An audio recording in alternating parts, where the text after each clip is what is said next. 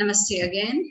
Thank you for joining this session, yet another session, teachers.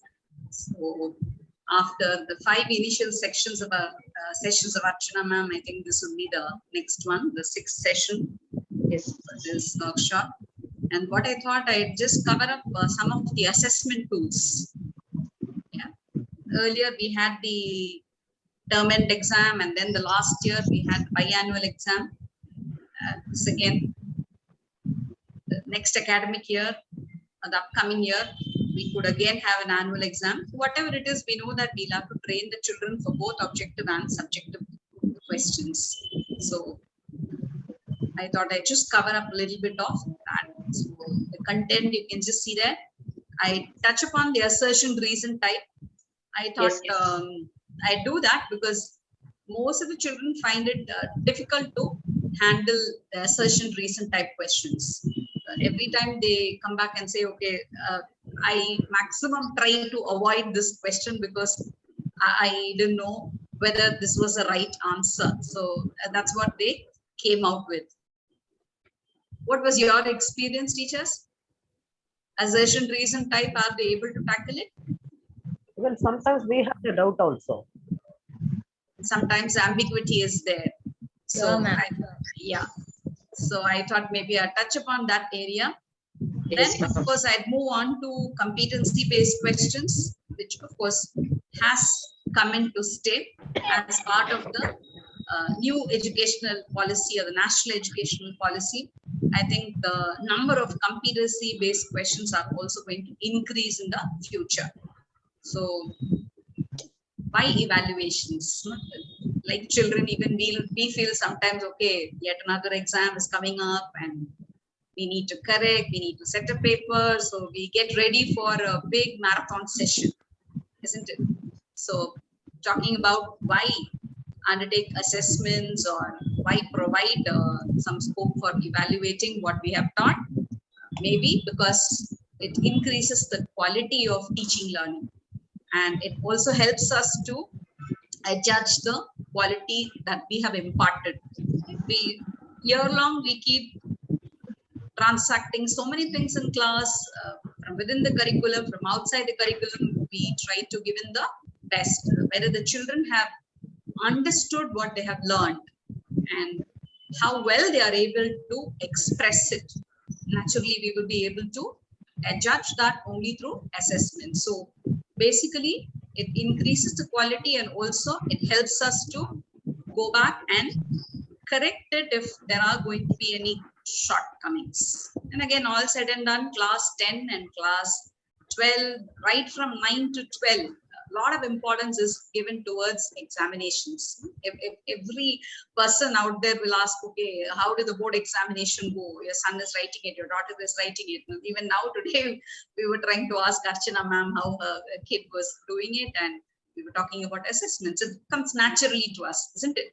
So at the end of the day, after the end of the schooling, the 2 vital years, 10 and 12, how the children are going to fare, it is a big matter of concern for all of us. So this concern probably will reduce if the readiness is there. So how children have to get ready for their exams and how they can really fare well, that probably will try and cover through making of the question paper and other things. Now, I have a link here, which would give you the recent curriculum. I would leave that in the PowerPoint with you all. I'll be posting it in the group, so that can be clicked open. Of course, that's also available in the website, in the CBSE website. But some key takeaways from the recent curriculum, I thought I'd just share it with you all. Now, Unit 1, that is in macroeconomics, Unit 1, the GDP deflator has been deleted. That is just one small portion, and mostly for 3 or 4 marks, they would test on a numerical part. That has been deleted, but I gather we need to teach the theory content. That's just a very small bit, right? Functions of money has been added back. Earlier on, they had deleted it. Now it is added back in the Unit 2. Then Unit 4, small changes are there. Concepts like a balance, deficit, and surplus budget has been added back again. Now, this one is added back after so many years. Unit 5, I'm talking about Unit 5, merits and demerits of flexible exchange rate system and the fixed exchange rate system that we have never taught, but I think it has been added. Then balance of payment surplus that also has been added. So very, very minor inclusions and deletions. This again, it should be there. It's just for us to understand right in the beginning, and as we move on, we would teach all these things, or we would not pay a lot of attention to small areas which are anyway deleted.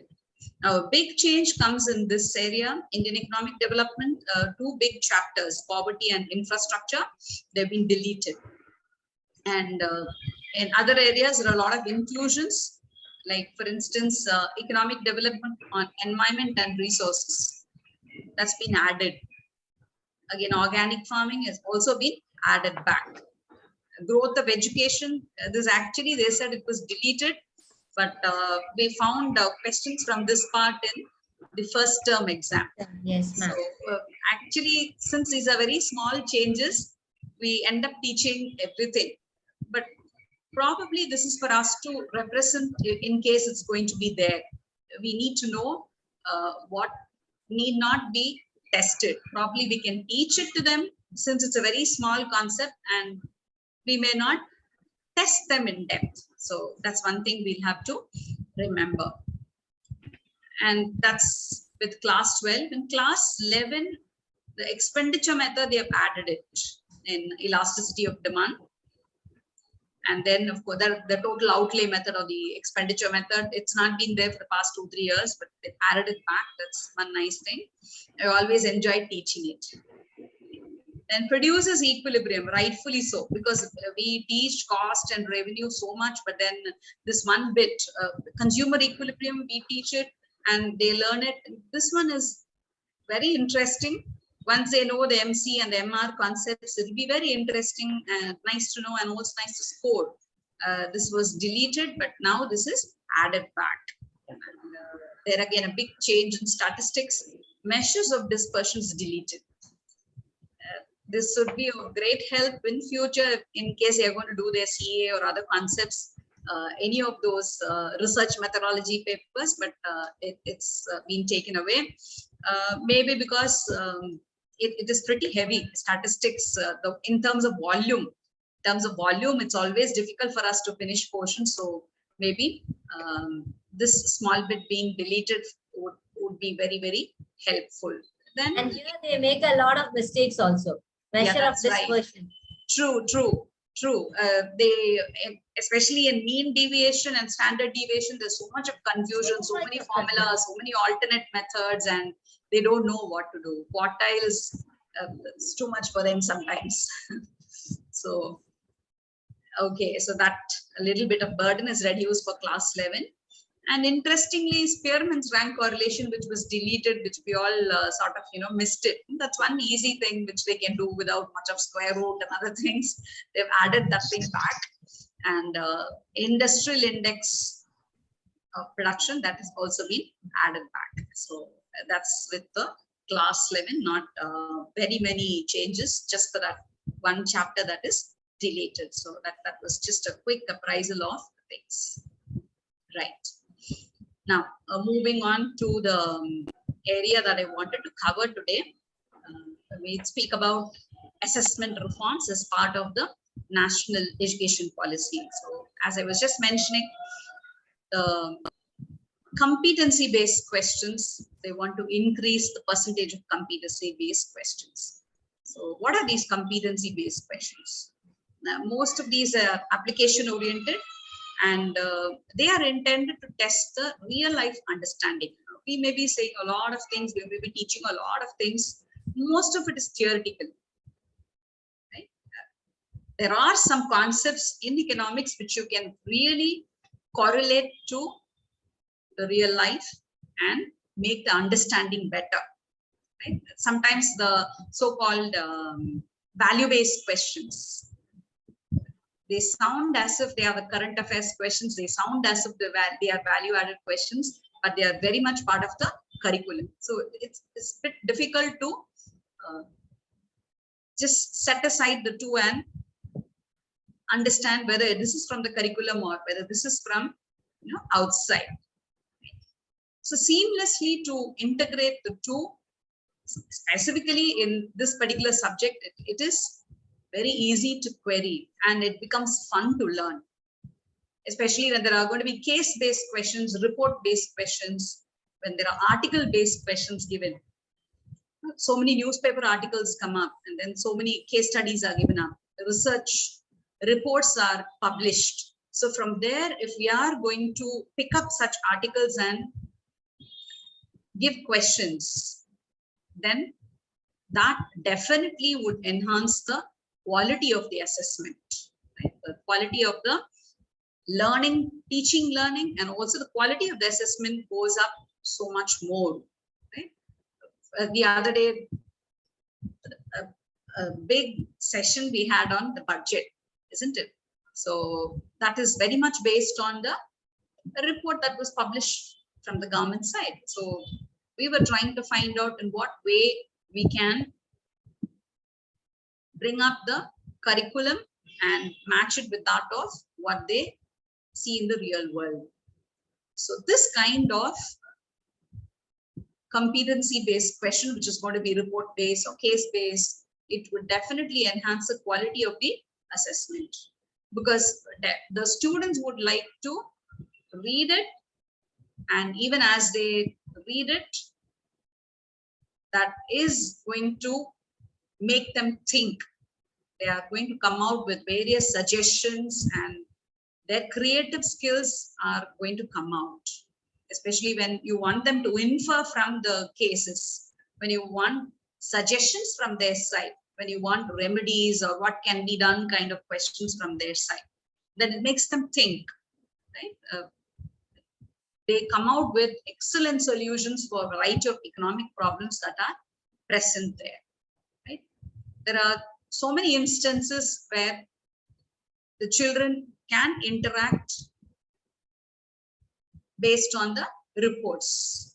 Have you had this kind of experience in your own classroom, where while you were discussing about some particular case, and then the children came out with excellent, out of the box answers and so on? Yeah, teachers? No, ma'am. No? Right. I had this once, some years back, right, while I was teaching this diminishing marginal utility theory. Microeconomics, I was teaching the diminishing marginal utility theory, right? And I said, okay, continuously, if the consumption is going to happen, then there will be a diminishing marginal utility, and this law is universal and all that. And suddenly there was this one student who got up and said, ma'am, you are saying it's universal, does it apply to all the consumption? I said, yes, I think it should definitely apply to all the consumption items. Then she said, okay, fine. See, we have this light and fan, right? And we continuously use the light and fan. But then there is no diminishing marginal utility for that. Yes, ma'am. It made me think. It made me Yes, immediately ma'am. think, right?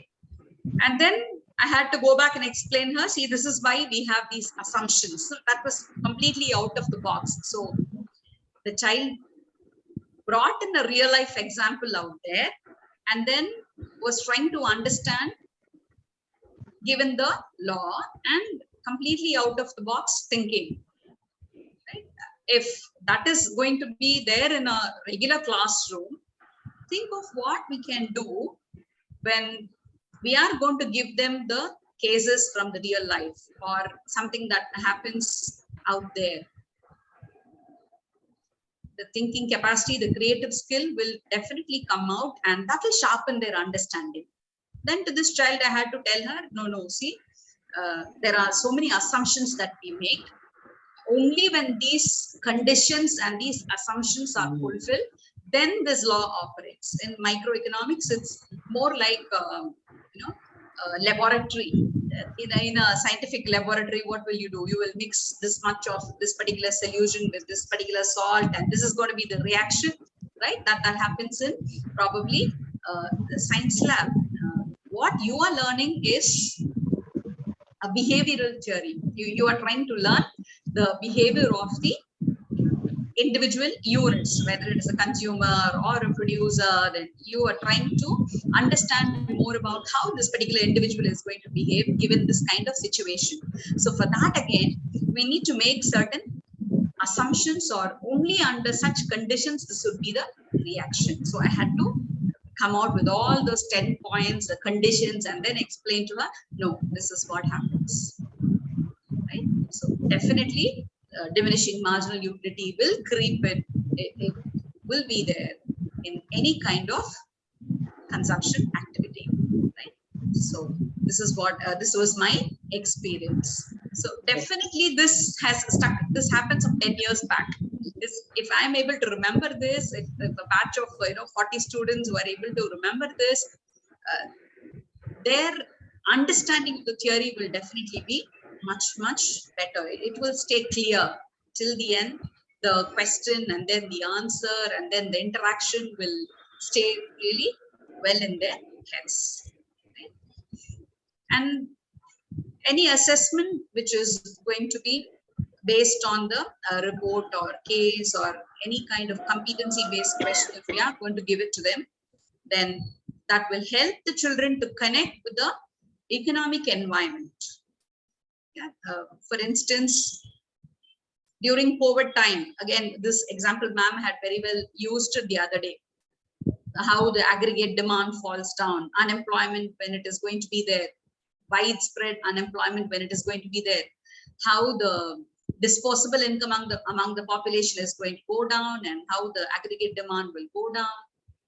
So you can make them think by giving such questions. You can ask them, what kind of fiscal policy or what kind of monetary policy do you suggest to overcome this problem? So you are trying to connect what is happening around, and you're trying to bring in the theory also. So they will think, oh, what is a fiscal policy? What is a monetary policy? Okay, what are the tools, right? And what is the remedy that the government can come up with? And what would you do, right? What would you do as an individual? What would you do to tackle such a situation? So that makes them think even better.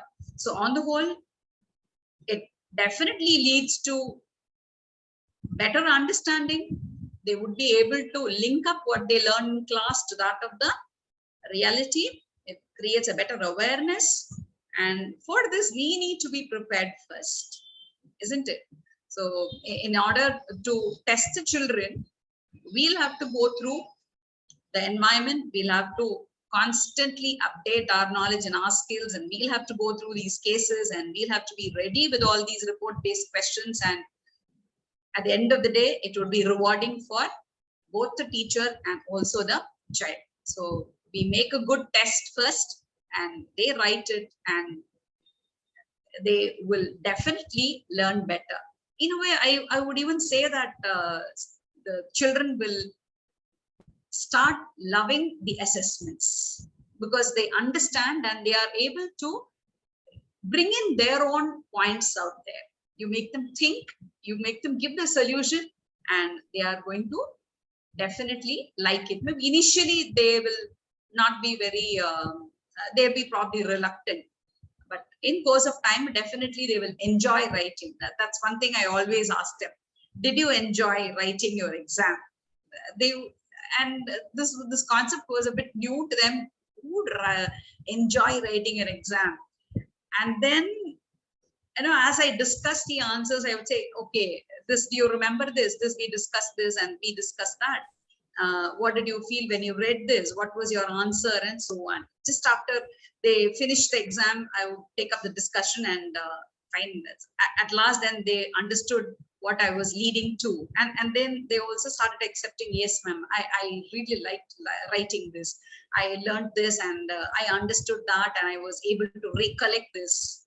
And that's how it came up.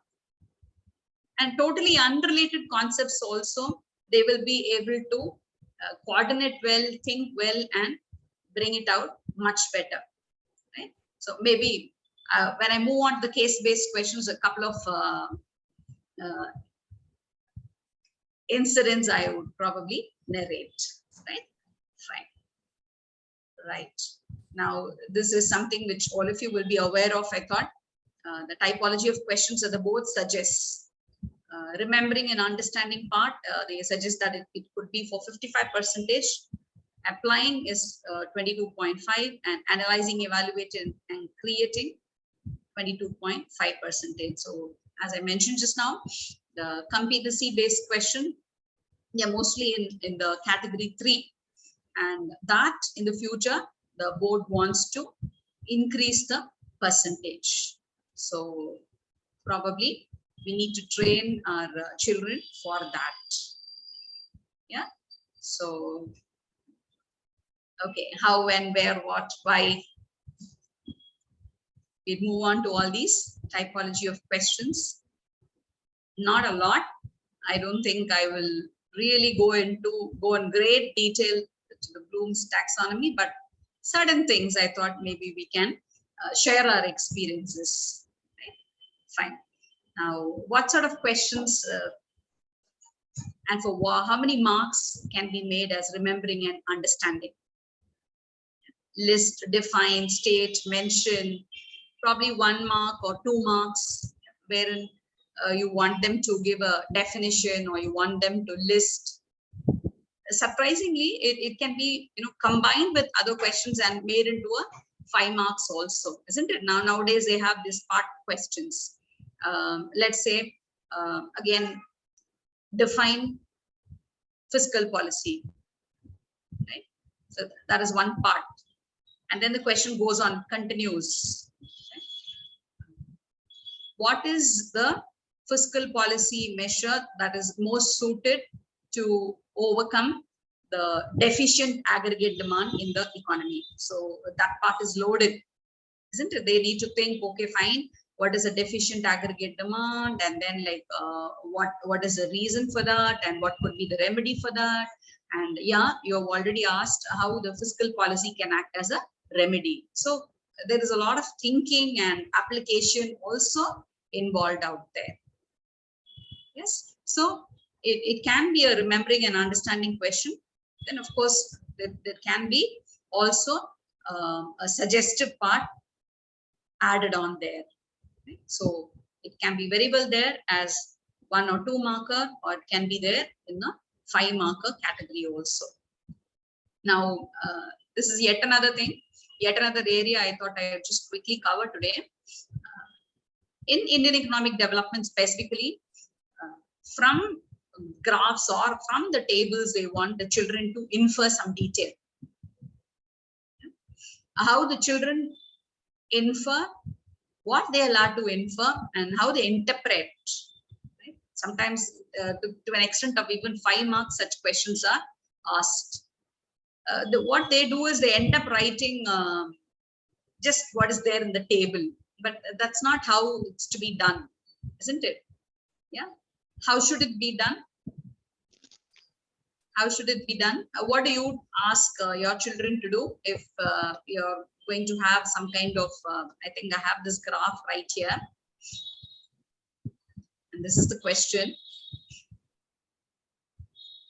Okay, so this is a very popular one, right? And my question for this graph is this: discuss the inference from the below trend series graph of Indian economy and give solutions to the economic problem identified.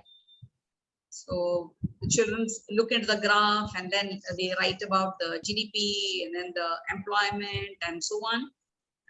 What's exactly the key point that they're supposed to come out with? The concept is, what is the concept inherent here?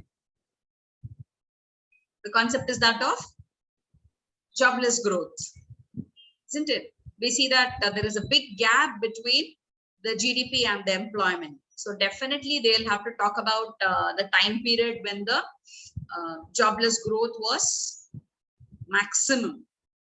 So the problem, economic problem, is that of jobless growth, identification of that. Once they identify it, then they can come out with the solutions. Then they'll have to say what jobless growth is, why it is happening, when it has happened. They'll have to look into the graph once more, and they'll have to see where the gap has been pretty high. The gap has been minimal out here in 1992. So immediately they'll have to link it up to the NEP, the new economic policy, right? The new economic policy, they'll have to link it up to that. We had a very low GDP during that time. See, look into this. Just before the new economic policy, there is a big slump.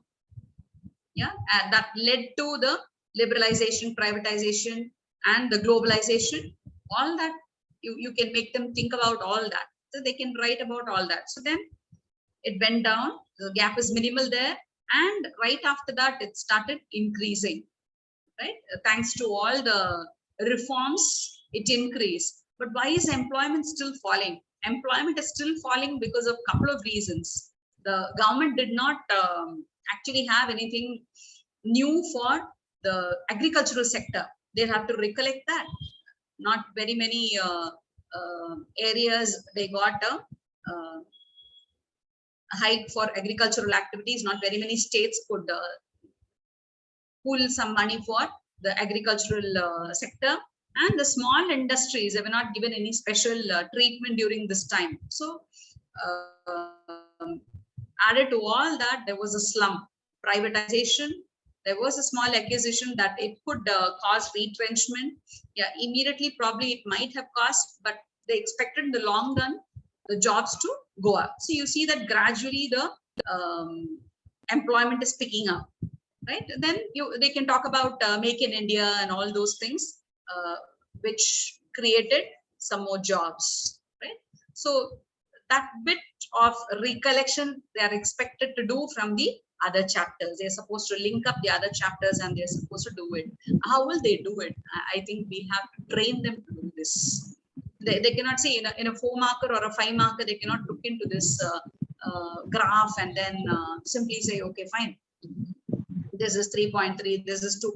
That's already there. You cannot write this is 3.3, this is 3.2, and so on, right? So what would they infer? So they are supposed to infer that there is a jobless growth out there, and the time period, they'll have to link it up to the other chapters that they are learning and come out with a reason, right? And what would be the solution for that? They'll have to come out with the solutions as well. So this is how probably they can integrate and learn. They can integrate various chapters, and they'll have to do that, and that definitely requires a lot of skill. That definitely requires a lot of skill.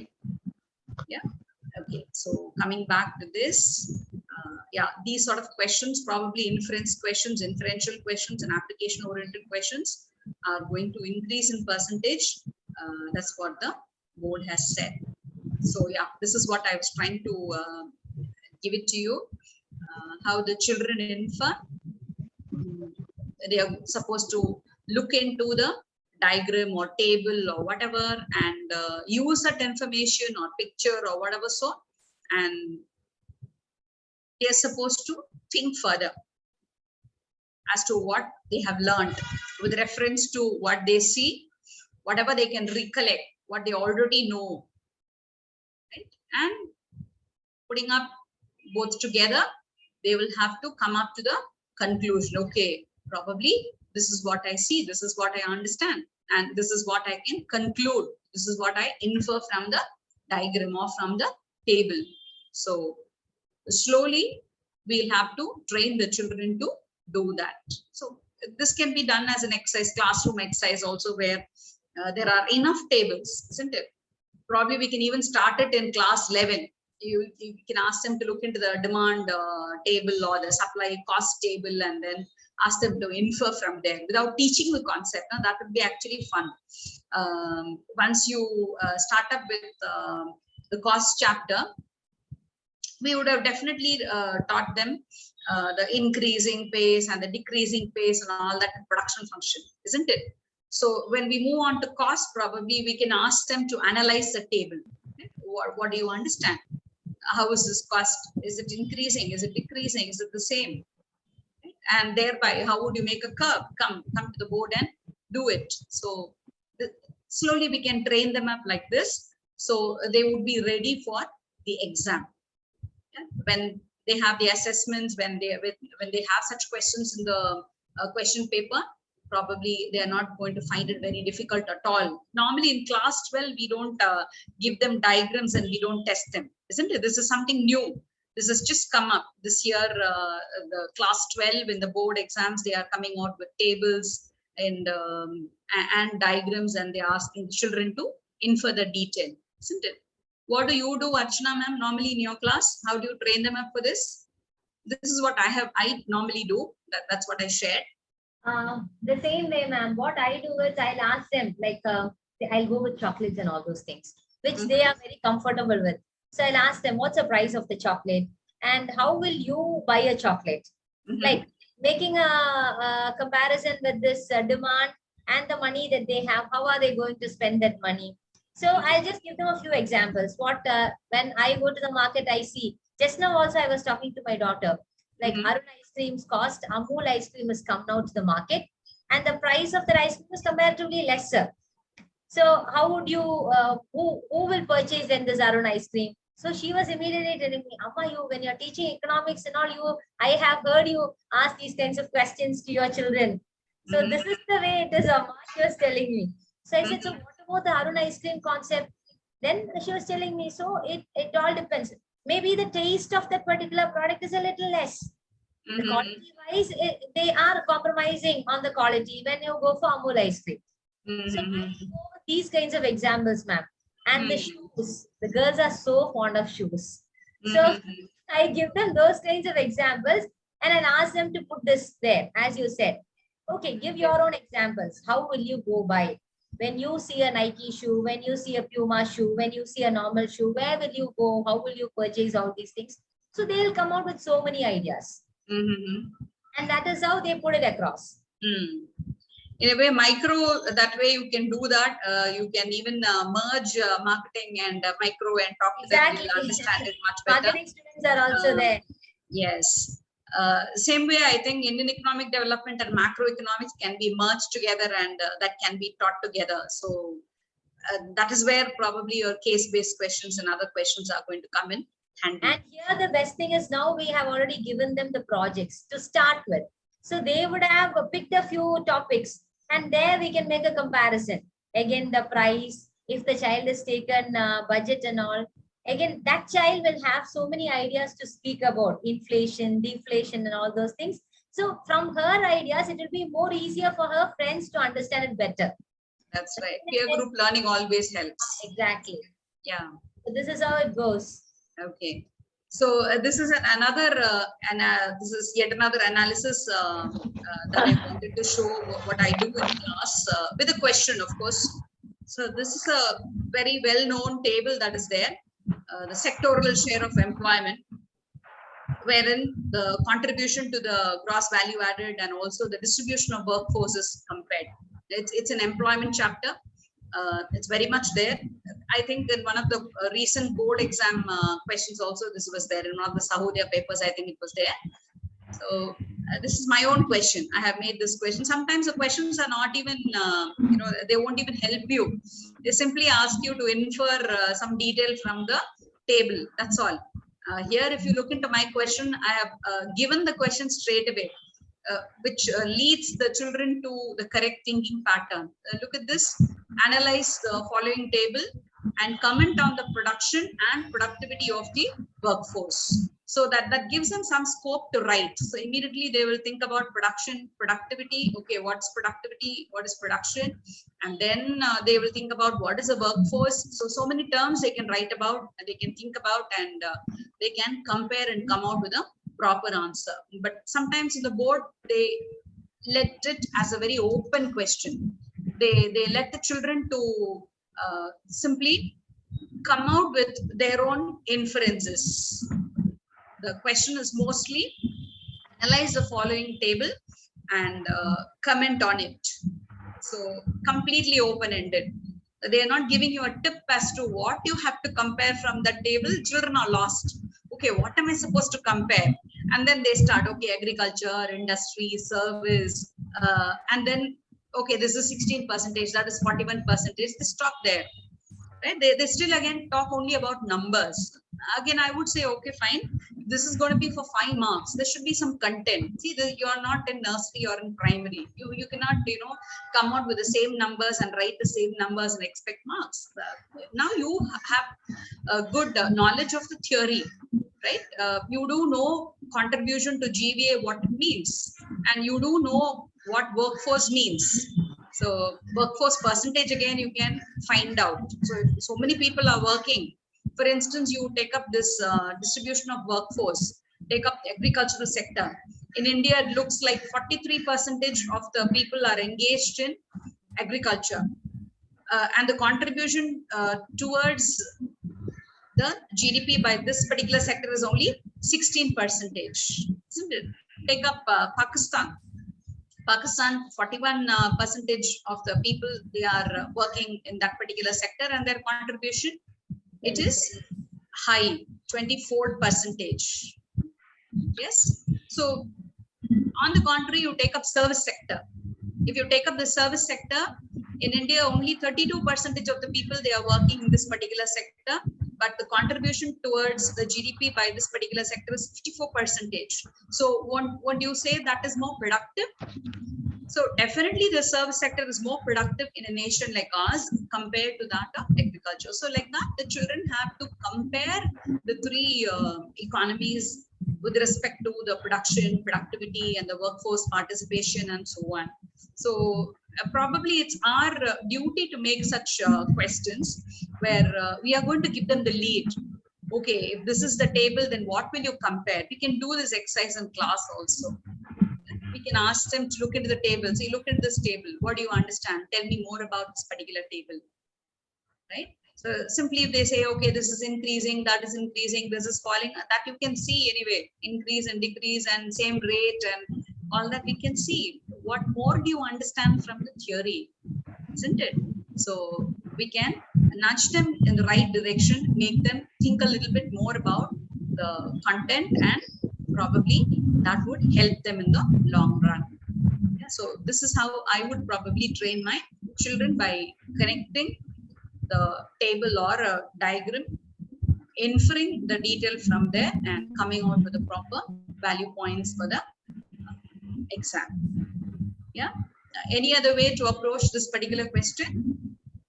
Jayanti ma'am, been very quiet today. No, ma'am. No, ma'am. Ma'am, I'm listening. Like, for example, for my student, direct point only I told to write, but from your explanation, I'm going to make my student to write some more points. Oh, Now I have understood clearly about the case study, ma'am. Right. Since the board has said that they are going to give a stress on competency-based questions, and to me, I think this is what is competency. We are going to make our children competent enough, isn't it? We are going to get them better quality. We are going to definitely make them think in a very creative manner and apply their skills in the right way. After all, we are teaching them so much content and depth. Sometimes it's not even there. Some concepts, I always used to tell my children, see, the national income accounting concept that you are learning, it is not even there in the PG level. It's not taught anywhere. It's just taught in the CBSE, right? So in class 11, actually, they start with the basics. Before they could simply, look back, they touch rate of heights in class 12. By the end of class 11 and by the end of class 12, so much in economics they would have learned. The same holds good for most of the commerce subjects, I think, because science subjects, they learn from the beginning, isn't it? Math or science, they have basic knowledge from the lower classes. But commerce subjects, we teach them mostly the fundamentals only in class 11. Because what they do in class 9 and 10 as part of social studies, that has got not very much relevance here. the microeconomics and the macro and the Indian economic development that they are learning here is totally different from what they do in class 9 and 10, isn't it?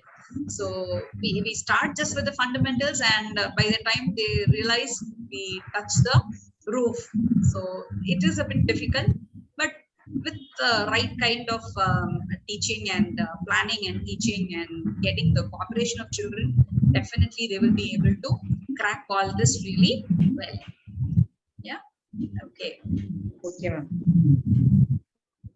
Okay. So I've got actually a couple of case-based questions. Before we move on to that, assertion and reason, I thought I'll touch upon. Okay. So let's just look into what assertion is. There are a few tips. I do not know, ma'am, what are normally the tips that you give to your children? You give any special tips to them? Ma'am, first they want to find out true or false. Okay. First you have to read the sentence. So first you have to check that the assertion and reason, both the statement are true. After that, if any connection is there, after identifying, you want to give answer. Like that I will inform. Right, fine, right. Sometimes it becomes difficult for them because they don't link up both the concepts. So that's why I thought maybe I would just make a small attempt to give you the link words that they should be making use of. For that, we'll have to some basic detail I have here as to what assertion and reason could be. Right? And what is the idea with which board has come out with such questions? Normally, these type of questions, they intend to judge the student's comprehension. 2 sentences, you're going to have one particular sentence as an assertion, another sentence as a reason, and then you want them to compare the two, whether they have understood the question separately, whether they have comprehended the question separately, and then you take them to the next level. You ask them to compare and see and give out the answer as to whether the reason that's mentioned is the correct reason for the assertion sentence. So that sets their thinking train on, and that definitely brings out the understanding and the reasoning ability, whether they are able to reason out. Knowing something, learning something is essentially different from being able to reason out whether it's right or wrong. Especially in economics, the reasoning is very, very important, isn't it? So we all of us know that the economics is very well both positive as well as normative. Yeah. So that's something which I was able to connect to. Assertion reason test, to me, it looked more like, positive and normative economics as such. Yeah. So let's see how. Assertion, what is assertion? When somebody makes a statement, investing their strong belief in it as if it's true, though it may not be, they are making an assertion. It's more like a declaration, because whatever statement is given, it's going to be a strong one. It might be a firm, confident statement. Yeah, it could be a positive statement regarding a belief or a fact. Yeah, and look at it very interestingly. If you look into most of the qualities of such a declarative or an assertion sentence, the 3rd bullet point, it says it's often without a proof or any support. So that means you can test and you can find out. Now, does it not sound like a positive statement? Yeah. What are positive statements? Positive statements are objective statements that can be tested. It can be amended or it can be rejected. Somebody is making a sentence, right? And you'll have to test it. You'll have to find out whether it's true or false. Whether it can be changed, whether it can, for instance, if I'm going to make a statement like this, India has 22% of poverty. Yes, that's a positive statement because I'm stating a thing as it is.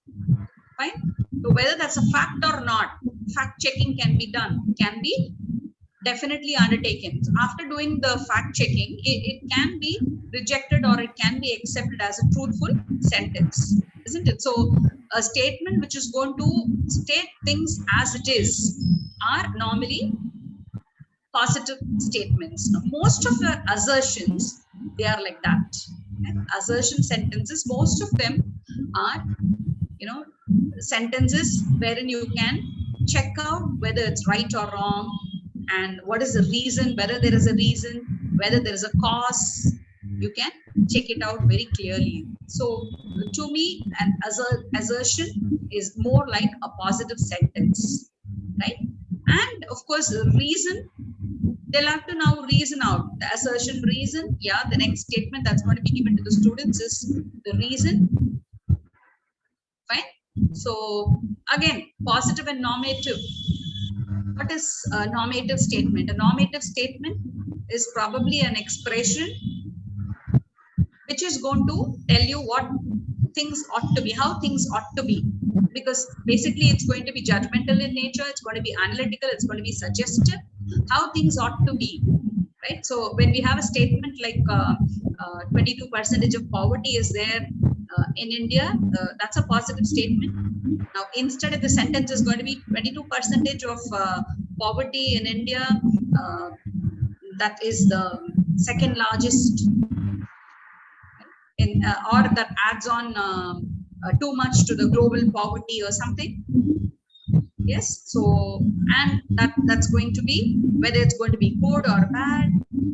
What are we trying to do? We are trying to find out whether it's good or bad. What could be the reason for this? Why there is so much of poverty in the particular country, right? And what could be the effect? Whether there can be a policy made to eliminate that. We are trying to reason out what ought to be. What ought to be.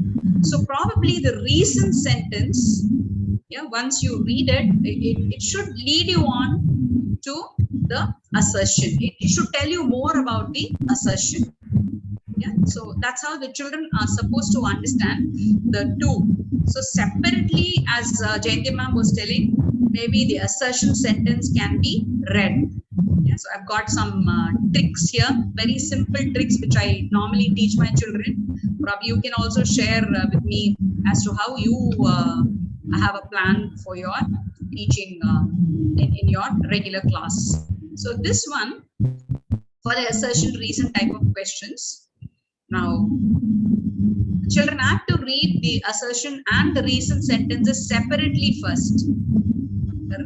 Let them read the assertion, find out whether it's true, and then let them read the reason sentence and let them find out whether it's true. Fine. Now, if either the assertion or the reason is false, then they can straight away go to the option C or D, because I think by now all of you will be familiar. Look at the option C and D. Assertion is true, but reason is false. Yeah, so one of it is false. Again, look at D.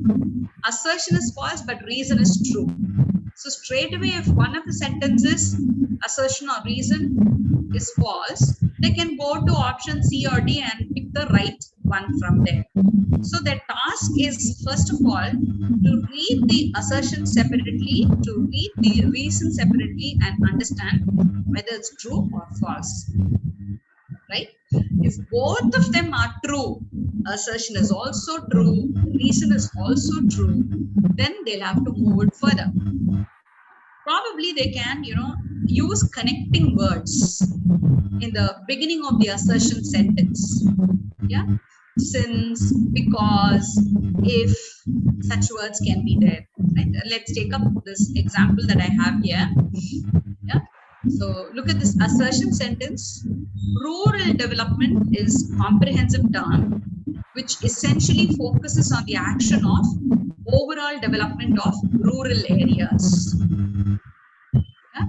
So that, I think, is the definition of rural development itself. So that is very much true. Assertion is true. Yes. Then reason. It's required to develop the standard of living of the rural people. Yeah, that also is true. That is also in a nation like ours, definitely the standard of living of the rural people is low. So there is a requirement to improve that. Both are true, isn't it? Since both are true, our answers cannot be C or D. So now what we are left with is A and D. So now we'll have to check out whether the reason is the correct reason for the assertion. For this, how do we lead the children on? We'll have to ask them to make use of simple connecting words. Right? After the assertion and before the reason sentence, they can use therefore, so that, or hence, and so on. Right? Or in the beginning of the assertion sentence itself, they can use since, because, if, and such words. Right? Now, let's try this. Since it is required to develop the standard of living of rural people, rural development essentially focuses on the action of overall development of rural areas. Yeah? Now, definitely together also it makes sense if you read it like this. Now, what did I do? I just used this connecting word, since. Yeah? Yes?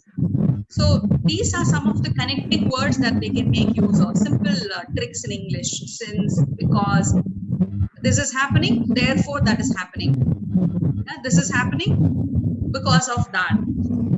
Yeah, since, hence, so that. So this is what I have asked my children to do. Yeah, right? Then let's take yet another example. Use of HYV seeds was done by the farmers. If you read that alone, use of HYV seeds was done by the farmers. Yeah, that seems to be correct. True. Yeah. Look at the next one. It was one of the reform under the new economic policy 1991 LPG. Now that we'll have to think a little. New economic policy, it was for industry, it was for trade, it was for the financial sector. It ELP, was for the, globalization, liberalization, privatization. yeah, and it was not for agriculture, isn't it? Yes, ma'am. Yes. So Reason is false. yeah. So assertion is true, but reason is false. So straight away we can jump up to this option C. Right? So that is how probably we'll have to train them. This is what I have told them to do. Yeah. What have you people, is there any other way in which you people are training your children? Rosalina ma'am? First of all, both the sentences are true. Then the Sorry? same way. Yes, ma'am. What Jayanti ma'am told, no. The same way only I told my children also. Okay. Okay. Okay. First of all, find out that Uh-huh. Okay. Right. Okay. any is there. Fine. Then, so there are some case-based questions and report-based questions also. Now, this one is a report that I got from one of the e-newspapers when I browsed through some information from the internet. I got this e-newspaper from where I have taken the small passage, and I tried to connect it with the last lesson. India, China, and Pakistan, the development experience of India, China, and Pakistan. I came out with that. Yeah. So after reading this passage, again, it's not like there's a small difference between the English comprehension reading and in economics. Economics, definitely they will have to link up what they learn in class as part of curriculum, what they learn, and try to connect it to the given case, and then only they'll have to come out with the answer. Yeah, so let's just read this. Leanne spent decades of life in the farming, right, and left to find work in the city 3 years ago. And there is, look at this information, age of men is supposed to be 60, the retirement age, and looks like the person wanted to earn some money for whole life, right? Life when that is post-retirement. And look at this piece of information.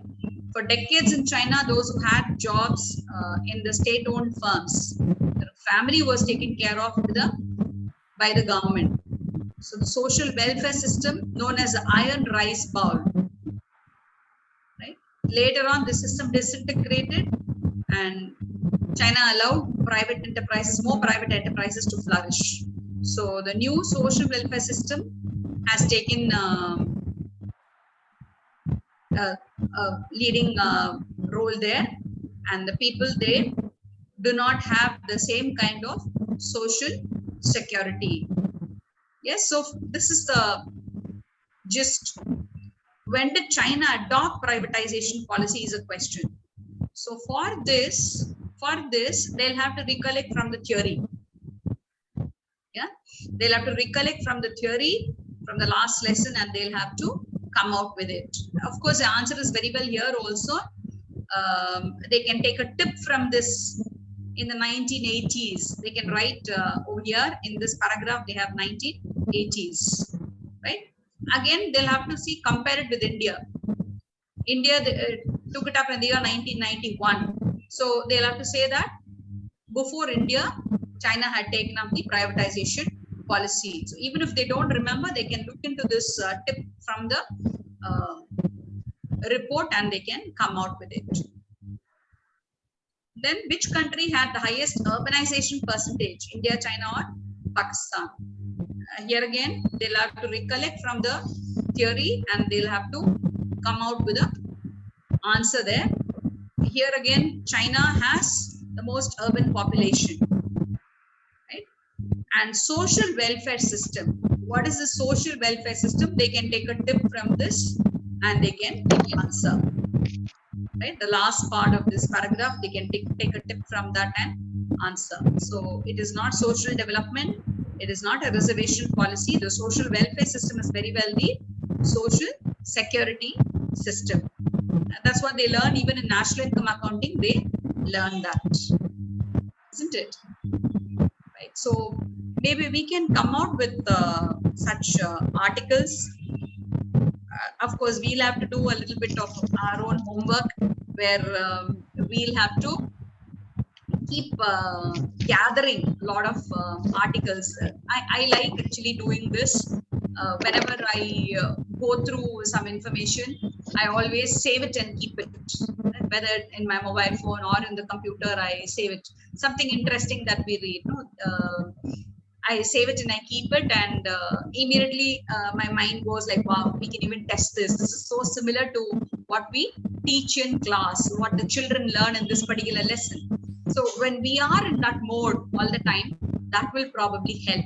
That will probably help us and also the children, because I think this has come to stay. These kind of questions, they have come to stay. Now, some years back, actually, I used to ask the children to get the newspaper clippings and so on in class 11. Yeah, do you people do something of that sort? Newspaper reading, do they do in class? We are having library period, ma'am. From that, in that period, they will read newspaper. Okay, Some adula social general science news we will- padipanga ma'am. General news padipanga. Ana related to economics neenga edha panna veppingala? Yeah, ma'am. Yeah, I'm not able to hear you. Rosalina, ma'am? No. They will bring the newspaper. No, ma'am. Okay, fine. So maybe that a little bit. Yeah, if you try that, you'll be amazed to find out that slowly the students will have some Yes, kind ma'am. of Hereafter I will do, ma'am. நான் சொல்றது கொஞ்சம் இதாதான் இருக்கும் ma'am. Portions முடிக்கணுமே, எனக்கே அப்படிதான் தோணும் சில சமயம். ஐயோ இவ்வளவு போர்ஷன்ஸ் இருக்கு, நம்ம அந்த போர்ஷன்ஸ் முடிக்கிறதா இவங்களுக்கு அந்த news No, paper. ma'am. This is last year only we have followed CBSE. Hereafter I will follow, ma'am, what you are saying. Right. This is what I do, ma'am. Maybe Yes, you ma'am. can figure out something on your own. Yes, You can try doing something on your own, which would help, which would probably help the children, because you understand your children much better. This is Yes. what I thought could help my set of children out here. So in each place, according to the children, sometimes we also changed, no?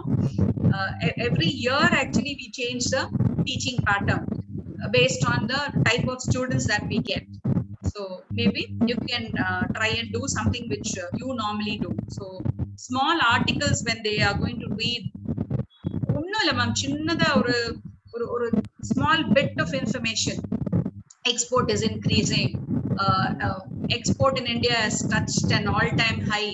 அப்படி ஏதாவது ஒரு article நான் பார்த்தேன்னா கிளாஸ்ல அதை கொண்டு போயிட்டு எங்க பத்தியா see this. So what do you think will happen because of this? Export has increased. Yeah. அப்போ balance of payment நடத்துறோம்னு வெச்சுக்கோங்களேன். You can very well ask them, how do you think this will affect the current account? கேட்கலாம். Visible item என்ன ஆகும்பா அப்படின்னு கேட்கலாம். உடனே சொல்லுவா ma'am surplus ஆகுது ma'am, முதல்ல வந்து டெபிசிட் இருந்தா அது போயிடும் மேம் சொல்லுவாங்க இல்லையா. So that will be nice ma'am. So slowly நம்ம வந்து பசங்களையும் அந்த மாதிரி திங்க் பண்ண வைக்கிறோம். அப்ப அவங்க நியூஸ் பேப்பர் படிக்கும் போது இல்ல என்னத்தை பார்த்தாலும் வந்து அப்படியே திங்க் பண்ண ஆரம்பிச்சிருவாங்க. So that will help them. That will definitely help them. கொஞ்சம் கஷ்டம் தான், பட் ஒன்ஸ் அதை ஸ்டார்ட் பண்ணிட்டோம்னா அவங்களே அதை பிடிச்சுப்பாங்க. ஒரு ஸ்டாட்டிஸ்டிக்ஸ் கூட வாட் ஐ டூ இஸ் இவ்வளோ ஃபார்முலாஸ் இருக்கு நானே இப்ப சொன்னேன் இல்லையா. So what I measures of dispersion நடத்துறோம் அப்படின்னாக்கா எல்லா ஃபார்முலாஸும் பசங்களை வச்சே கலர் கலரா அந்த போர்ட்ல எழுதி வச்சுக்குவேன். அது ஒரு ஓரமா அது பாட்டு இருக்கும். சின்ன கிளாஸ்ல நம்ம டேபிள்ஸ் எல்லாம் எழுதி வைப்போம் இல்லையா. we'll ask them to write it, and then probably even bird games when we play we'll ask them to write the one word we'll give them. From there we will ask them to do more words. Like that we will be doing. So here this will be all the formulas. So that's okay.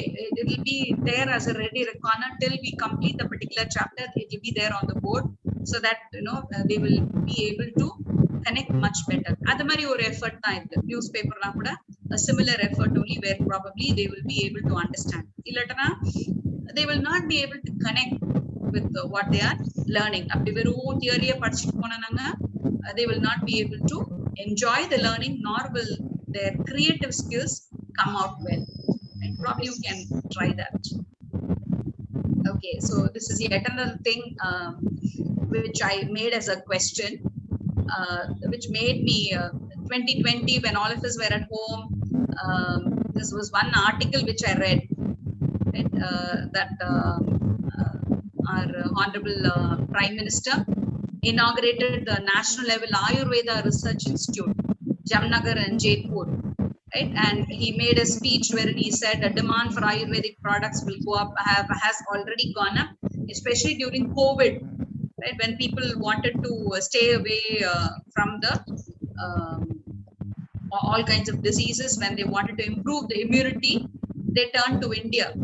That's when people started realizing that our system of medicine will be helpful. Yeah, நம்ம எல்லாரும் அந்த இதெல்லாம் சாப்பிட்டுருப்போம் இல்லையா. நீங்களா எல்லாரும் சாப்பிட்டு இல்லையா ma'am? Yes. So that triggered my questioning skill out there. So look at this. This is what I wanted to ask. This is there very much in the health lesson, infrastructure health lesson la irukku. So I have given them that information. Dhanvantri or Dhanteras, it is celebrated as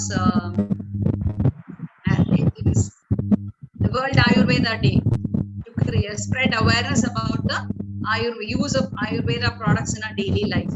And that is on the 5th occasion, on the 5th Ayurveda Day, there was a speech given. So look at the question kadasiyila or chinna part da. Identify the other Indian systems of medicine and elaborate on their growth in India. So odane pasanga they'll have to think about Ayush, Indian systems of medicine, Ayush. So Ayurveda, Yoga, Unani, and then Siddha and Yoga, all these they'll have to think about, and they'll have to trace the growth pattern, right? So next time automatically when they are going to read newspapers or go through some items, and normally in the entrance exam enga எழுத போனாலும் சரி, எந்த competitive exam எழுத போனாலும் சரி, they want the children to be aware of what's happening around, especially நம்ம subjects வந்து நம்ம முன்னாடி சொன்ன மாதிரி value based and other current affairs so intertwined. It is very difficult to find out whether it's part of the curriculum or not, isn't it? So for that, this will be very helpful. This kind of question will be very helpful. So it's based on the report. So I'm calling it as a report based question. Yes, right. So again, a similar one. Look at this one. India posts current account surplus of US dollar 19.8 billion as a trade deficit narrows, reported the Business Standard, an e-newspaper in October 2020. The domestic and global lockdown to fight COVID-19 exuded a differentiated impact on export and imports. So while the dip in the GDP continues, the current account surplus in the BOP of the nation might continue well into the second quarter of the financial year. Analyze the situation with respect to components of the current account and comment on whether it is good or bad to the economy. Right? So here again, the situation is given very well in the report. So the report says that GDP is dipping, right? But there is a current account surplus. So immediately the children have to understand the components of the current account. What are the credit items? What are the debit items? And when there will be a surplus, all that they will have to reason out and come out with. And they'll have to comment on whether it is good or bad. Right? So if we have a surplus, then okay, one thing is it could be good, especially in the current account. If there is going to be a surplus, then that means our value of our exports is high compared to the value of our imports. So that's something that we can cheer about, isn't it? But on the other hand, it could also be some other reason. Now, why are we importing less? Normally in a country like ours, manufacturing items, we import a lot. So when we importing less, probably we have a surplus. Okay, so adu nalladha kettadha appadi yosikkanum illaya. So adha anga tip I've asked already, whether it's good or bad. So they are supposed to come out with the current account components, then they'll have to reason out whether there is a surplus or whether there is a deficit. So the question says that there is a surplus. So madalla paathona surplus na good, surplus good abhi thonum. Ana it could be bad for the economy because we are not importing what we should be for our further development and growth, isn't it? So that small bit also they are supposed to mention there. That would make it a complete answer.